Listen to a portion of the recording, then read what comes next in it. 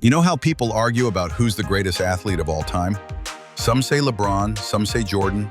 A few throw in names like Messi or Usain Bolt. But then there's Bo Jackson. A name that doesn't always come up first, but once you hear his story, you'll wonder why it doesn't.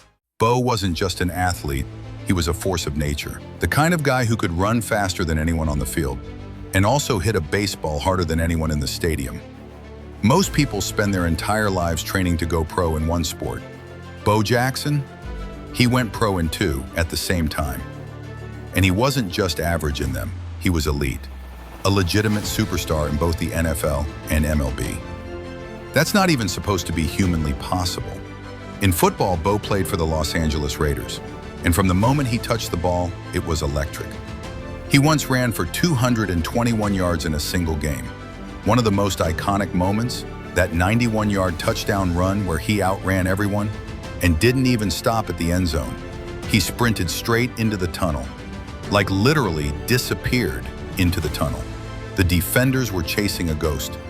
In baseball, he played for the Kansas City Royals, and man, Bo could hit. Not just home runs, monster shots. He once hit a ball so hard, it looked like it got shot out of a cannon. In the 1989 All-Star Game, Bo crushed a leadoff home run that basically shut down the stadium. The crowd went wild. That same night, he also stole a base. He was named the All-Star Game MVP. That's not just talent, that's domination.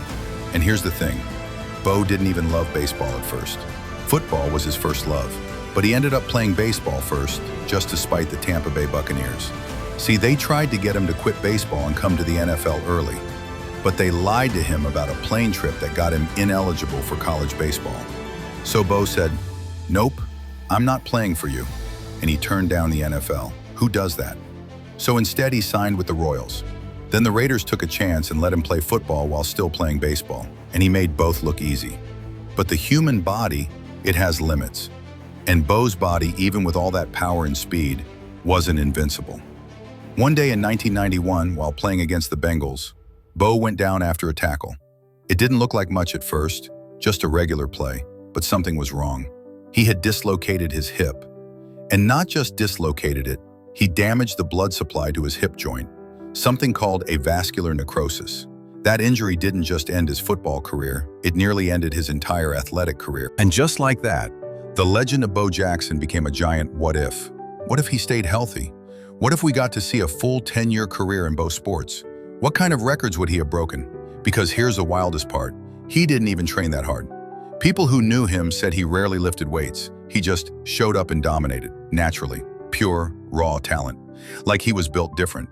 Like he was dropped onto this earth just to show us what the human body is capable of. But even after the injury, Bo didn't give up. He had his hip replaced, and get this, he came back to baseball with a metal rod in his hip, and he still hit home runs, still sprinted bases. He even hit a home run in his first at-bat back. Think about that. Most people would have retired. But Bo, he just kept going. For the love of the game. And here's the thing, Bo never bragged. He never needed to. He was humble, quiet, just let his actions speak. And that's probably why he's not talked about enough today. He didn't chase the spotlight. He didn't play long enough to break records. But anyone who saw him, they'll tell you, Bo Jackson was a myth come to life. You might have seen those old Nike commercials, Bo knows. It became a whole thing. Bo knows baseball, Bo knows football, Bo knows everything. And honestly, he kind of did. That ad campaign made him a cultural icon. He was in video games, posters, cereal boxes. Kids worshipped him. But behind all of that was just a quiet guy from Alabama who grew up poor, who had a speech problem, who used to throw rocks at streetlights for fun, and who ended up becoming a living legend. Bo Jackson is the greatest athlete we never really got to see fully. Not because he wasn't great, but because he was too great, too fast, and burned too bright. His story isn't just about talent, it's about how fragile greatness can be, how quickly it can be taken away, and how sometimes just a glimpse is enough to make you unforgettable. Bo doesn't do a lot of interviews today. He stays low-key, lives a quiet life, but the stories are still there. The highlights are still online. And the legacy, still strong. You just have to look for it, because Bo knew. Bo always knew.